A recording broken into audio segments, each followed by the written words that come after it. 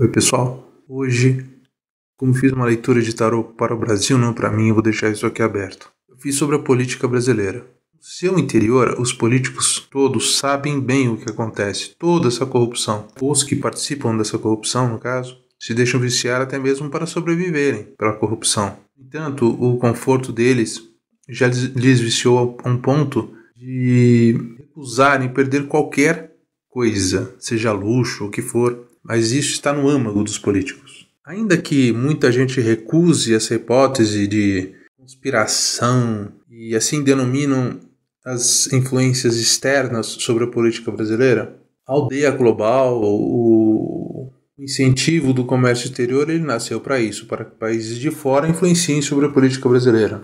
Só que o Brasil, ele tem detalhes que diferenciam a nossa economia e a nossa política por decorrência do resto do mundo, que a gente tem uma grande possibilidade de autofomentar muitas necessidades básicas, como alimentos, água. Claro, isso a despeito de tragédias como seca ou o inverso de chuvas torrenciais que provocam tragédias.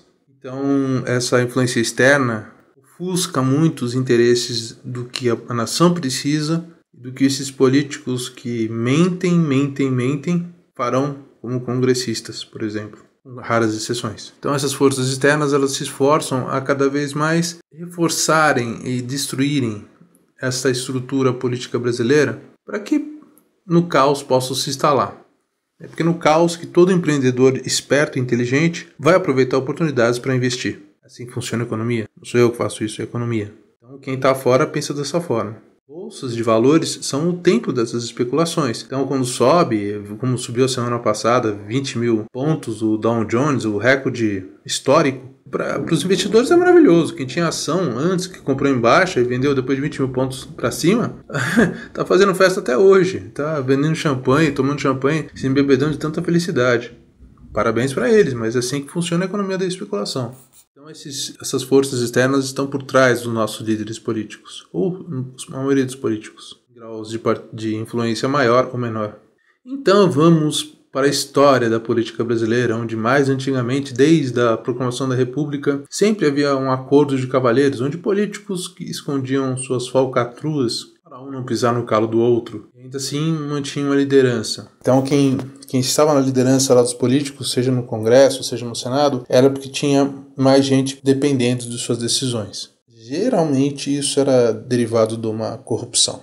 Isso foi desde o Dom Pedro I, quando no imperialismo, antes da República, ele já tentou colocar uma lei de que o criminoso ou servia às forças militares ou era morto. Claro, o pessoal dos direitos humanos, desde o século XIX, já se dá bem nessa falcatrua de manter pessoas criminosas como possíveis salvadoras de sua própria crise.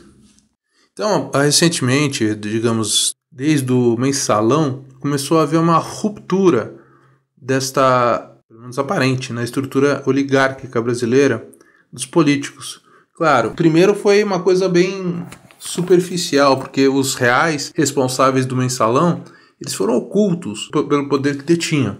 Então, os investigadores dessa corrupção em massa começaram a apoiar as arestas dessa máquina da corrupção, máquina do crime.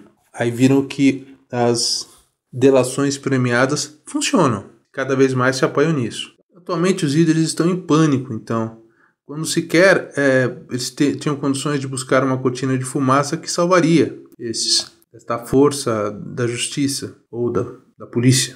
Então, finalmente, as investigações chegaram à coluna desta máfia do crime, onde ou a corrupção política morre ou ela será morta, onde a própria política fará com que os políticos matem uns aos outros para tentarem se inocentar. Então, a perspectiva em breve é que as veias dessa corrupção ficarão à mostra e, nesse salve-se quem puder, as denúncias de um político ao outro funcionará como o escorpião aplicando o veneno que domina um corpo até este morrer. Essa técnica de delações premiadas realmente mostrou-se fantástica, quase que infalível. Como manifestação física de toda essa estrutura corrupta, desde o final do século XIX, instalada como regimento nessa nossa nação, fez com que o povo finalmente ficasse feliz com a política, quando ela passou a perseguir os criminosos, diante do desmantelamento desta máquina. Mas isso é um sentimentalismo natural,